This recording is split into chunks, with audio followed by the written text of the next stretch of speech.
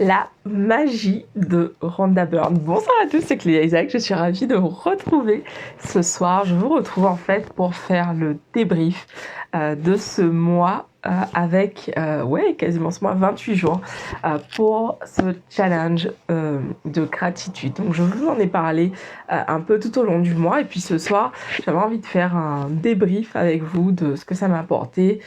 Oui, mon micro est branché, de ce que ça m'a apporté de mes retours en fait sur cette expérience. Ça faisait très très longtemps que j'avais ce livre, je pense bien 5 ou 6 ans, peut-être même plus. Et en fait, je n'avais jamais pris le temps d'aller jusqu'au bout de ce challenge. Je n'avais jamais pris le temps d'aller jusqu'au bout de ce challenge. Et aujourd'hui, donc, je termine le 28e jour de The Magic, la magie, qui est disponible également en français. Et en fait, ce livre est absolument fabuleux. C'est très simple au demeurant, les exercices en fait sont très simples. Mais en fait, ce que j'ai vraiment aimé dans ce livre, c'est en fait la profondeur avec laquelle on rentre dans la gratitude, la profondeur avec laquelle en fait on ressent la gratitude. Et vous savez, je vous parle de la gratitude depuis hyper longtemps sur cette chaîne, depuis le début, je parle régulièrement de gratitude. Et en fait, ce livre m'a fait vraiment aller à un tout autre niveau de gratitude, justement parce que en fait, on considère la gratitude dans tous les domaines de notre vie. Et puis, pas uniquement pour ce qui va bien, entre guillemets, mais aussi pour ceux qui nous pèsent, ceux qui nous saoulent, les difficultés que l'on rencontre.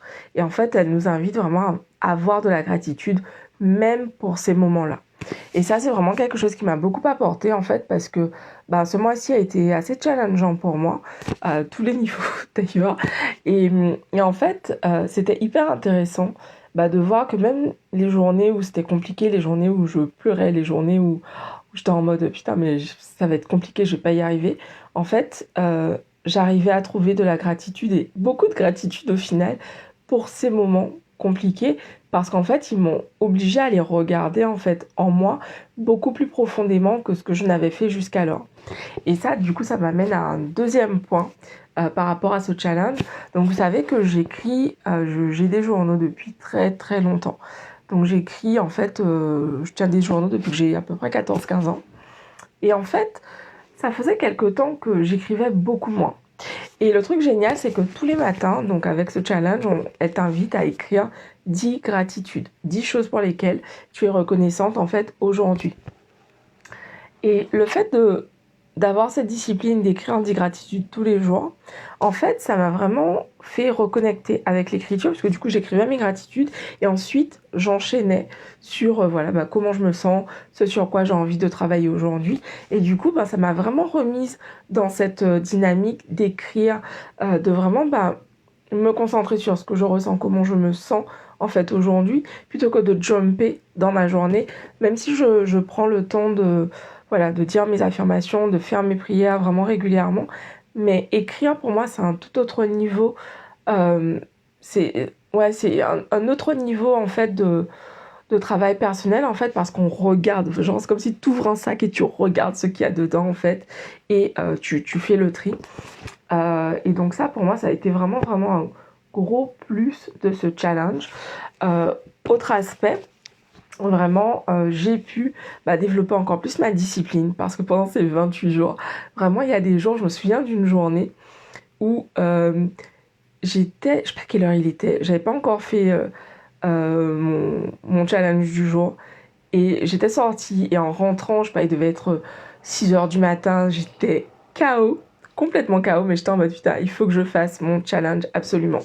Donc vraiment, je vous recommande ce livre parce que déjà, il te permet en fait de t'astreindre à une discipline et de te connecter à la gratitude au quotidien, même quand c'est compliqué, je dirais même surtout quand c'est compliqué. Et puis, je trouve qu'il permet vraiment de découvrir d'autres facettes de nous-mêmes. Donc vraiment, le livre à mettre sur votre liste, The Magic, la magie de Rhonda Byrne, que je vous recommande, mais absolument. foncez, allez-y. Et je pense en fait que je termine aujourd'hui, je vais redémarrer en fait demain avec reprendre le livre, redémarrer, puisque il y a certaines choses que j'aimerais vraiment implémenter durablement, certaines habitudes qu'elle partage que j'aimerais implémenter durablement, parce que j'en ai implémenté quelques-unes, mais du fait qu'on avance, voilà, tous les jours, en fait, j'ai vraiment envie d'aller encore plus en profondeur. Donc je suis curieuse de voir avec cette deuxième approche comment je vais en fait qu'est-ce qui va en sortir en fait. Ouais, je suis vraiment curieuse de voir avec du coup 56 jours de gratitude. Vous me connaissez, j'adore les défis là. Mais avec 56 jours de gratitude, comment ça va se passer, quels changements je vais noter. Là, je vois vraiment, en fait, déjà, au bout de ces 28 jours, ce changement par rapport à ma façon de voir les choses. Même quand c'est difficile, j'arrive à voir ce que ça m'apporte, quelles sont les leçons, pourquoi c'est important finalement que je puisse... pourquoi je peux malgré tout faire preuve de gratitude. Et ça, pour moi, c'est un gros gain de ces 28 jours de challenge. Parce que la gratitude, c'est facile quand tout va bien. Mais quand on a des moments compliqués, challengeants, c'est là, en fait, que le vrai taf commence. Donc voilà, je ne serai pas plus longue. Je vous embrasse. Bisous à tous. À demain. Et rendez-vous pour une nouvelle vidéo donc demain. Et dites-moi, est-ce que vous avez déjà lu ce livre? Est-ce que du coup ça vous a donné envie de le lire?